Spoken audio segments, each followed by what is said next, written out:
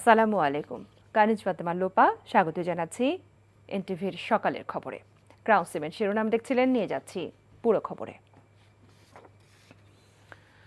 সাবেক প্রধানমন্ত্রী শেখ হাসিনাকে দেশে ফিরিয়ে আনার বিষয়ে আইন মন্ত্রণালয়ের পরামর্শ অনুযায়ী ব্যবস্থা নেওয়া হবে বলে জানিয়েছেন পররাষ্ট্র উপদেষ্টা তৌহিদ হোসেন। রোববার পররাষ্ট্র মন্ত্রণালয়ে এক ব্রিফিংয়ে তিনি একথা বলেন সেন্ট মার্টিন বা বঙ্গোপসাগর যুক্তরাষ্ট্রকে দেওয়ার কোনো অঙ্গীকার পররাষ্ট্র উপদেষ্টা বা আন্দোলনরত শিক্ষার্থীরা কেউ করেনি। অন্তর্বর্তীকালীন সরকার দেশের স্বার্থ রক্ষায় সব দেশের সাথে সুসম্পর্ক বজায় রাখবে বলেও তিনি জানান। তামজিদ সুমনের রিপোর্ট। রোববার বিকেলে পররাষ্ট্র মন্ত্রণালয়ে সংবাদ সম্মেলন করেন পররাষ্ট্র উপদেষ্টা তৌহিদ হোসেন।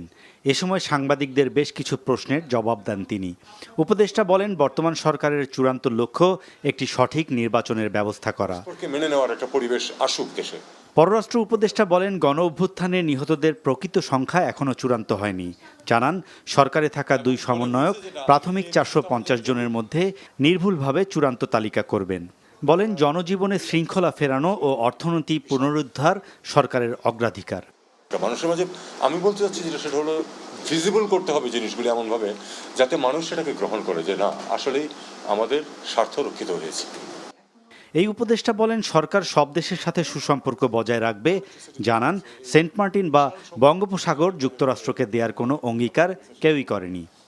আমি শুধু এটুকু বলতে পারি যে আমি এরকম কোনো অঙ্গীকার করিনি। আর আমার খুব সন্দেহ যে রাস্তার ছাত্ররা এই অঙ্গীকার করেছে গিয়ে আমেরিকার কাছে। খুবই আনলাইকলি। সম্পর্কটা শুধু দুটো দেশের মধ্যে না, দেশের সরকারের মধ্যে না, দুটো দেশের সার্বিক যে অস্তিত্ব, তার মধ্যে মানুষ খুব গুরুত্বপূর্ণ। মানুষ যেন ভাবে যে ভারত আমাদের খুব ঘনিষ্ঠ বন্ধু, আমরা এটাই চাই। শেখ হাসিনাকে ফিরিয়ে আনার বিষয়ে আইন মন্ত্রণালয়ে কিছু বললে পদক্ষেপ নেবে পররাষ্ট্র মন্ত্রণালয়। তিনি মনে করেন, এ বিষয়ে দিল্লিও সহযোগিতা করবে। শেখ হাসিনা ফিরবেন কিনা সেটা তো আমার বিষয় না, সেটা আপনার তাকে জিজ্ঞেস করবেন। আইন মন্ত্রণালয় যদি বলে যে তাকে ফিরিয়ে আনার জন্য চিঠি দেন, আমি দেবো। ফরেন সেক্রেটারি তখন একটা চিঠি পাঠিয়ে দেবে। এই মুহূর্তে একটি অস্থির অবস্থা বিরাজ করছে জানিয়ে স্থিতিশীলতা ফিরে এলে সরকারের মেয়াদ কতদিন হবে তা বলা যাবে বলে মনে করেন তিনি। Thank you. Tamjid Sumon, NTV news, Dhaka. কর্মবিরতি প্রত্যাহারের ঘোষণা দিয়েছেন 11 দফা দাবিতে আন্দোলনরত পুলিশ সদস্যরা। রোববার স্বরাষ্ট্র মন্ত্রণালয়ে উপদেষ্টা ব্রিগেডিয়ার জেনারেল এম শাখাওয়াত হোসেনের সঙ্গে আন্দোলনরত পুলিশ সদস্যদের একটি প্রতিনিধি দলের বৈঠকে এই সিদ্ধান্ত হয়। বৈঠকে ইতিবাচকভাবে পুলিশকে উপস্থাপনের জন্য পুলিশের ইউনিফর্ম ও লোগোয় পরিবর্তন আনারও সিদ্ধান্ত হয়। পুলিশকে যাতে কারো লাঠিয়াল হতে না হয় সেজন্য স্বাধীন একটি কমিশন গঠনের ব্যাপারেও বৈঠকে আলোচনা হয় বলে জানা গেছে। আর সাবেক সরকারের আমলে পুলিশ সদস্যদের কেউ যদি অন্যায় করে থাকে, সুষ্ঠু তদন্ত সাপেক্ষে তাদের শাস্তির ব্যবস্থা করা হবে বলে জানানো হয়। বৈঠকে পুলিশের 11 দফা দাবির কয়েকটি অল্প সময়ের মধ্যে পূরণের আশ্বাস দেওয়া হয়েছে। অন্য দাবিগুলো পূরণ করা হবে দীর্ঘমেয়াদে। রাজনৈতিক ছত্রছায়ায় কেউ চাঁদাবাজি ও দখলদারি করলে বিন্দুমাত্র ছাড় দেওয়া হবে না বলে হুঁশিয়ার দিলেন স্বরাষ্ট্র উপদেষ্টা অবসরপ্রাপ্ত ব্রিগেডিয়ার জেনারেল শাখাওয়াত হোসেন। তিনি জানান, বৃহস্পতিবারের মধ্যে পুলিশ সদস্যদের সবাই যোগ না দিলে পলাতক দেখিয়ে আইনগত ব্যবস্থা নেওয়া হবে। পুলিশকে যাতে লাঠিয়াল বাহিনী হিসেবে কেউ ব্যবহার করতে না পারে সেজন্য আলাদা কমিশন গঠন করার কথাও জানান স্বরাষ্ট্র উপদেষ্টা। আপেল শাহরিয়ারের রিপোর্ট। স্বরাষ্ট্র উপদেষ্টা অবসরপ্রাপ্ত ব্রিগেডিয়ার জেনারেল শাখাওয়াত হোসেন রোববার দুপুরের পর সচিবালয়ে আসলে রীতি অনুযায়ী গার্ড অফ অনার দেয়া হয়। আনুষ্ঠানিকতা শেষে কথা বলেন গণমাধ্যমের সাথে। দেশের আইনশৃঙ্খলা পরিস্থিতি স্বাভাবিক করতে কাজ চলছে বলে জানান তিনি। বলেন, দেশজুড়ে বিভিন্ন স্থাপনায় হামলার সাথে জড়িতদের বিরুদ্ধে ব্যবস্থা নেওয়া হচ্ছে। আর রাজনৈতিক ছত্রছায়ায় দখলদারি ও চাঁদাবাজি করা হলে কঠোর হাতে দমন করা হবে বলেও জানান স্বরাষ্ট্র উপদেষ্টা। এত বড় একটা দল, এত ঐতিহ্যবাহী একটা দল, যার নামের সাথে বাংলাদেশের স্বাধীনতা জড়িত, আজকে তাদের মেম্বারদেরকে পালিয়ে বেড়াতে হচ্ছে। তাদের জায়গা যদি আপনি মনে করেন যে আমি আসলাম দখল করব, বাজার দখল করব, ঘাট দখল করব, এটা দখল করব, চাঁদাবাজি করব, কিছুদিন করেন, কিন্তু আমি সেনা প্রধানকে বলেছি, রিকোয়েস্ট করেছি, পা ভেঙে যেতে আপনাদের। I don't care, you go to hell. ভাই, আমি পাবলিকও না, আমি পলিটিশিয়ানও না, আমার ব্যাকগ্রাউন্ড হচ্ছে ফৌজি মানুষ, যা বলবো তাই করব। তারপরে আমি এখানে একদিন থাকি আর 3 দিন থাকি। রাজনৈতিক দলগুলোকে আইনি কাঠামোর মধ্য থেকেই কর্মকাণ্ড পরিচালনা করতে হবে। প্রয়োজনে আইনের সংস্কার করা হতে পারে বলেও ইঙ্গিত দেন তিনি। আমি অলরেডি কয়েক জায়গায় রিকোয়েস্ট করেছি যে একটা অ্যাক্ট তৈরি করে ড্রাফটটা আমার কাছে দেন, এটা নিয়ে আমরা আমাদের যে কি বলে এটা আইন সংসদ বিষয়, হ্যাঁ, ওখানে আলাপ করব। আলাপ করে আই উইল ইনসিস্ট, কারণ আমার এক্সপিরিয়েন্স আছে এই ব্যাপারে। আই উইল ইনসিস্ট যে এটা করেন। আপনি পলিটিক্যাল পার্টি করবেন বাংলাদেশে, আপনাকে রেজিস্টার করতে হবে। আপনি পলিটিক্যাল পার্টি করবেন, ওইর মধ্যে যা আছে, আপনি স্টক মার্কেটে যখন যান তখন রেজিস্ট্রেশন করেন না, আপনি কোম্পানি যখন খোলেন তখন রেজিস্ট্রেশন করেন না। পলিটিক্যাল পার্টি আপনি ইচ্ছে হলে আপনি পলিটিক্যাল পার্টি করলেন আর চাঁদাবাজি শুরু করলেন, ইট উইল নট হ্যাপেন। এর আগে রাজারবাগ পুলিশ হাসপাতালে আহত পুলিশ সদস্যদের দেখতে যান তিনি। ছাত্র জনতার অভ্যুত্থানে 42 জন পুলিশ সদস্য মারা গেছেন। এ হাসপাতালে চিকিৎসা নিয়েছেন 500-রও বেশি সদস্য। পুলিশ বাহিনী যাতে রাজনৈতিকভাবে ব্যবহার না হয় তা নিশ্চিত করা হবে বলেও জানান তিনি। আমি অত্যন্ত পরিষ্কার ভাষায় বলছি, রাজনীতিবিদরা আমাকে পছন্দ করুন না করুন, আই কুডন্ট কেয়ার লেস। এখন রাজনীতি করা এদেশে অনেক ডিফিকাল্ট হবে। পুলিশকে আপনি আর পুলিশ লাঠিয়াল বাহিনীর মতো পরিচালিত করতে পারবেন না। I will insist police will be under police commission.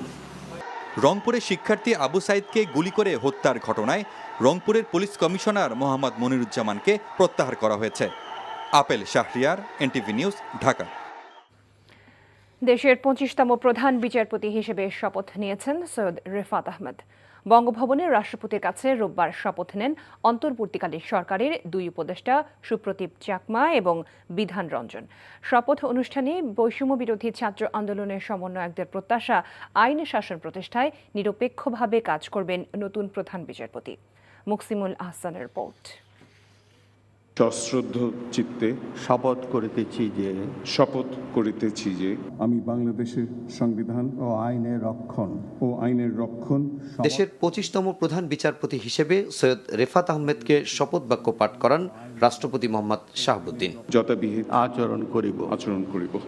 শপথ অনুষ্ঠানে উপস্থিত ছিলেন অন্তর্বর্তীকালীন সরকারের প্রধান উপদেষ্টা ডক্টর মোহাম্মদ ইউনুস, বিভিন্ন মন্ত্রণালয়ের দায়িত্বপ্রাপ্ত অন্তর্বর্তীকালীন সরকারের উপদেষ্টারা, সেনা, নৌ ও বিমান বাহিনীর প্রধান। অনুষ্ঠানে যোগ দেন বিভিন্ন রাজনৈতিক দল ও সুশীল সমাজের প্রতিনিধিরা। ছিলেন বৈষম্য বিরোধী ছাত্র আন্দোলনের বেশ কয়েকজন সমন্বয়ক। প্রধান বিচারপতির শপথের পর অন্তর্বর্তীকালীন সরকারের উপদেষ্টা হিসেবে শপথ গ্রহণ করেন বিধান রঞ্জন রায় ও সুপ্রদীপ চাকমা। আমি বাংলাদেশের প্রতি অকৃত্রিম বিশ্বাস ও আনুগত্য পোষণ করিব। এ সময় তারা গোপনীয়তার শপথ বাক্য পাঠ করেন এবং সই করে আনুষ্ঠানিকভাবে দায়িত্ব গ্রহণ করেন। পরে মন্ত্রিপরিষদ বিভাগ জানায় সুপ্রদীপ চাকমা পার্বত্য চট্টগ্রাম বিষয়ক এবং বিধান রঞ্জন প্রাথমিক ও গণশিক্ষা বিষয়ক মন্ত্রণালয়ের উপদেষ্টা হিসেবে কাজ করবেন। দেশের বাইরে থাকায় এখনও শপথ নেননি ফারুকে আজম। এর আগে প্রধান উপদেষ্টা সহ মোট 14 জন উপদেষ্টা শপথ নেন বৃহস্পতিবার রাতে বঙ্গভবনে। তাৎক্ষণিক প্রতিক্রিয়ায় বৈষম্য বিরোধী ছাত্র আন্দোলনের সমন্বয়করা প্রত্যাশা ব্যক্ত করেন শিক্ষার্থীদের আস্থার মূল্যায়ন করে দায়িত্ব পালন করবেন নতুন প্রধান বিচারপতি। পুরো বাংলাদেশে এই বিচার ব্যবস্থাটি আর কোনো রাজনৈতিক আদর্শের ভিত্তিতে নয়, আর কোনো দলাদলির ভিত্তিতে নয়, কিংবা আর কোনো মতাদর্শের ভিত্তিতে নয়, বরং যেটি সত্য, যেটি ন্যায়সঙ্গত এবং যেটি আইনগতভাবে ঠিক, সেটির ভিত্তিতে বাংলাদেশের বিচার ব্যবস্থা চলবে এবং পুরো বাংলাদেশের বিচার ব্যবস্থার উপরে বাংলাদেশের মানুষের আস্থা ফিরে আসবে। রাষ্ট্র সংস্কারের কাজ এখন শুরু হয়েছে। রাষ্ট্র সংস্কার পূর্ণাঙ্গ না হওয়া পর্যন্ত আমরা এই অন্তর্বর্তীকালীন সরকারের সবসময় তাদের কাছেও আমরা একটা প্রেসার গ্রুপ হিসাবে আমরা কাজ করে যাব। এর আগে শনিবার দুপুরে বৈষম্য বিরোধী ছাত্র আন্দোলনের দাবির মুখে পদত্যাগ করেন প্রধান বিচারপতি ওবায়দুল হাসান। একই দিন দুপুরে পদত্যাগ করেন আপিল বিভাগের আরও 5 জন বিচারপতি। Muksimul Ahsan, NTV news, Dhaka. চাঁদাবাজি সিন্ডিকেট ও অন্যায়ের বিরুদ্ধে কঠোর অবস্থান জানিয়ে অন্তর্বর্তীকালীন সরকারের উপদেষ্টারা বলেছেন, রাষ্ট্রের কাঠামোগত যে পরিবর্তনের কথা এতদিন বলেছেন তা বাস্তবায়নের চেষ্টা করা হবে।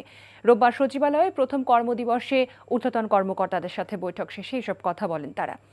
আর শিক্ষার্থীদের আন্দোলনের সময় ডিজিটাল ক্র্যাকডাউনের সাথে জড়িতদের বিরুদ্ধে ব্যবস্থা নেওয়া হবে। রোকন উদ্দিনের রিপোর্ট।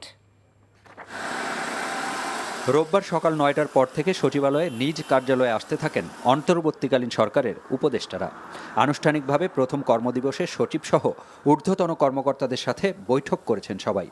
আর গণমাধ্যমের সাথে আলাপকালে রাষ্ট্রের কাঠামোগত সংস্কারের বিষয়ে স্বচ্ছতার সাথে পদক্ষেপ, প্রয়োজনে নীতিগত পরিবর্তন আনা হবে বলে জানান তারা। আমরা চেষ্টা করব মানুষের আস্থা এই প্রশাসনের উপর দ্রুত কিভাবে স্থাপন করা যায় সেটার জন্য এমন কিছু ইস্যুতে কাজ করা যেখানে মানুষ দৃশ্যমান কিছু ফল দেখতে পাবে।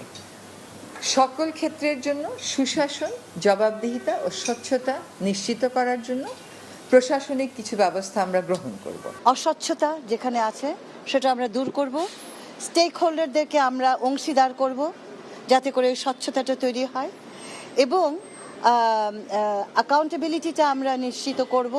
সেখানে এদের কি মনিটরিং মেকানিজম আছে আমি এটা বুঝবো, প্রয়োজন হলে আমরা নতুন মনিটরিং মেকানিজম অন্তর্ভুক্ত করব। পণ্যের দাম কমাতে সিন্ডিকেট ও চাঁদাবাজি নিয়ন্ত্রণ সহ জনগণের মাঝে স্বস্তি ফিরিয়ে আনতে অন্তর্বর্তীকালীন সরকার কাজ করবে বলেও জানান উপদেষ্টারা। যেখানে ভুলগুলো হয়, যার কারণে মানুষের হয়রানি হওয়ার কারণে আলটিমেটলি তাকে হাইস্ট কোর্টে আসতে হয়, এইটা যতটা মিনিমাইজ করে। এই পুরো সরকারটাই চ্যালেঞ্জ, পুরো সরকারের সামনে যে দেশের যে চলমান অবস্থা সেটা একটা চ্যালেঞ্জ। আমাদের দায়িত্ব হলো এটার দাম কমানো, এবং এখানে অনেক সিন্ডিকেট আছে অনেক লেভেলে। যেমন আমি একটা জায়গায় শুনছি যে শুধু চাঁদাবাজির কারণে দাম বেড়ে যায়। তো আমার মনে হয় যে সেই সব জায়গায় কিন্তু একটা মন্ত্রণালয় একা কাজ করতে পারবে না, এটা পরিকল্পনা মন্ত্রণালয়, অর্থ মন্ত্রণালয় সবাই মিলে করতে হবে। আর ইন্টারনেট সেবা পাওয়া সবার অধিকার উল্লেখ করে ভবিষ্যতে গতি কমানো বা বন্ধের মতো পদক্ষেপ ঠেকাতে ব্যবস্থা নেওয়া হবে বলে জানান সংশ্লিষ্ট উপদেষ্টা। ইন্টারনেট বন্ধ বলেন বা সেটাকে সীমিত পর্যায়ে নিয়ে আসা, এই মানবাধিকার বিষয়টাকে মাথায় রেখেই করতে হবে, যাতে কারো মানবাধিকার লঙ্ঘিত না হয় এবং তথ্যের অবাধ প্রবাহ থাকে, যাতে সাংবাদিক সহ শুরু করে সবাই সেই সত্যটি জানতে পারে। তবে আমি আজকে চেষ্টা করব প্রথম দিনই যে গত আন্দোলনে যে ডিজিটাল ক্র্যাকডাউন আমরা বলেছি ইন্টারনেট বন্ধ করে, তার তদন্তের জন্য আজকে আমি ব্যবস্থা নেব যে কেন এই ঘটনাটি ঘটেছিল এবং কারা সেটার সাথে জড়িত ছিল। বর্তমানে দেশ জুড়ে চলা অস্থিরতা মোকাবেলা করে স্বাভাবিক পরিস্থিতিতে ফিরিয়ে আনাকেই চ্যালেঞ্জ উল্লেখ করে এজন্য প্রয়োজনীয় পদক্ষেপ নেওয়া হচ্ছে বলেও জানান অন্তর্বর্তীকালীন সরকারের উপদেষ্টারা। Rokonuddin, NTV news, Dhaka. শেখ হাসিনার আমলে গুমের সঙ্গে জড়িত রাষ্ট্রীয় বাহিনীর সদস্যদের দ্রুত বিচারের আওতায় আনা সহ ৩ দফা দাবি জানিয়েছে গুম হওয়া ব্যক্তিদের স্বজনদের সংগঠন মায়ের ডাক। এজন্য ২৪ ঘন্টার সময়সীমা বেঁধে দেয় সংগঠনটি। এই সময়ের মধ্যে সরকারের উচ্চ পর্যায় থেকে পদক্ষেপ চান স্বজনরা। রোববার কেন্দ্রীয় শহীদ মিনারে এক সমাবেশ থেকে এসব দাবি জানায় মায়ের ডাক। নূর হোসেনের রিপোর্ট। গণ অভ্যুত্থানে স্বৈরাচারের পতন হলেও এখনও গেল ১.৫ দশকে গুম হওয়া অনেকের সন্ধান মেলেনি, থামেনি স্বজনদের অপেক্ষা। গুমের শিকার সন্তানের ছবি নিয়ে মা বাবাকে এখনও প্রশাসনের দ্বারে দ্বারে ঘুরতে হচ্ছে, বাবার ছবি নিয়ে রাস্তায় দাঁড়াতে হচ্ছে কোমলমতি শিশুদের। কেন্দ্রীয় শহীদ মিনারে দাঁড়িয়ে তাই প্রিয়জনদের ফেরত দেওয়ার আকুতি বছরের পর বছর অপেক্ষায় থাকা স্বজনদের। পরিবারের একটাই চাওয়া, আমার ভাই সহ যারা আছে আমরা তো অনেক দিন অপেক্ষা করছি, আর তো অপেক্ষা করতে পারি না, আমাদের এখন দেয়ালে পিঠ ঠেকে গেছে। এখন আমরা বলি যে এখন নতুন করে যেহেতু আমরা একটু আশা করতেছি আমাদের ভাইদের ফেরত। সবাই তো স্বাধীন, কিন্তু আমি সবাই স্বাধীন হয়েছি, কিন্তু আমরা স্বাধীন হইতে পারিনি। এখন আমি আমার বাবাকে ফিরত চাই। এই 11 বছর ধরে শুধু এই ছবিটা নিয়ে আমরা দৌড়াদৌড়ি করছি।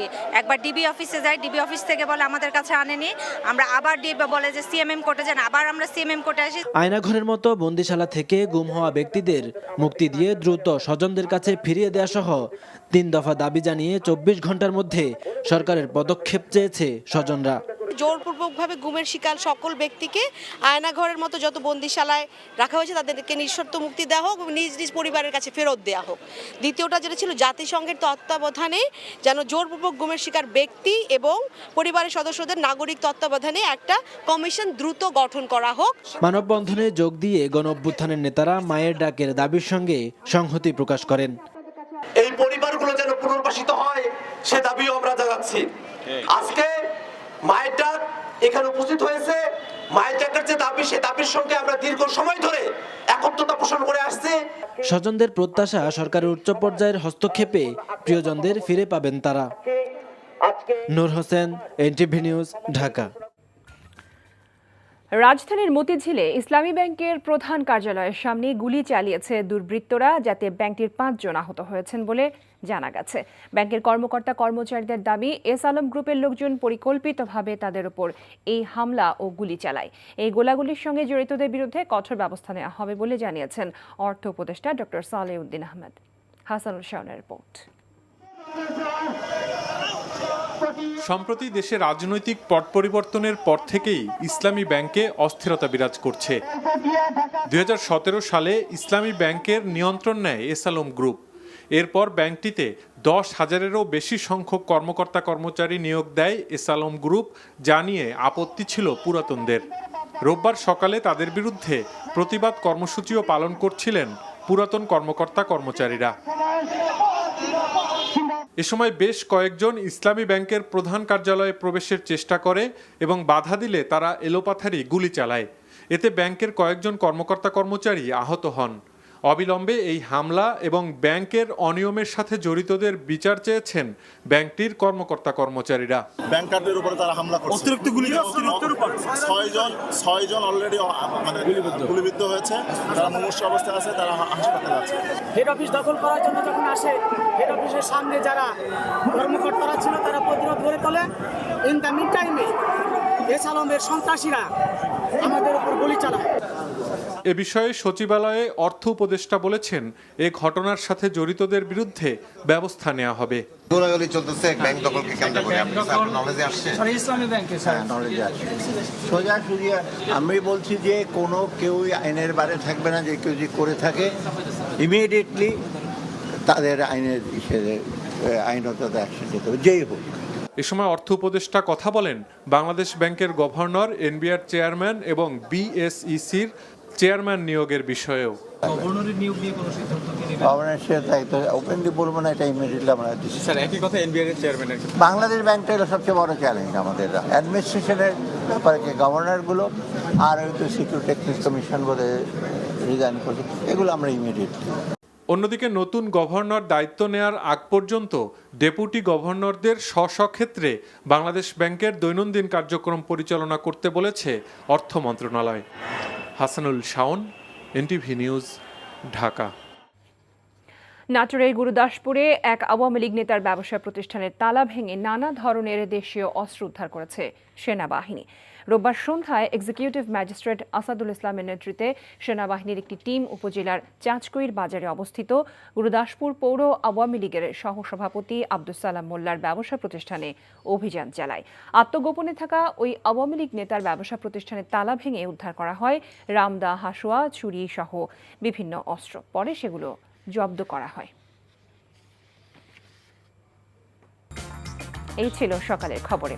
এই খবরে ভিডিও সহ আপডেট জানতে ভিজিট করুন এনটিভি অনলাইন www.ntvbd.com। এছাড়াও এনটিভির জনপ্রিয় সব অনুষ্ঠান ও খবরের আপডেট জানতে ভিজিট করুন আমাদের ইউটিউব ও ভেরিফাইড ফেসবুক পেজ।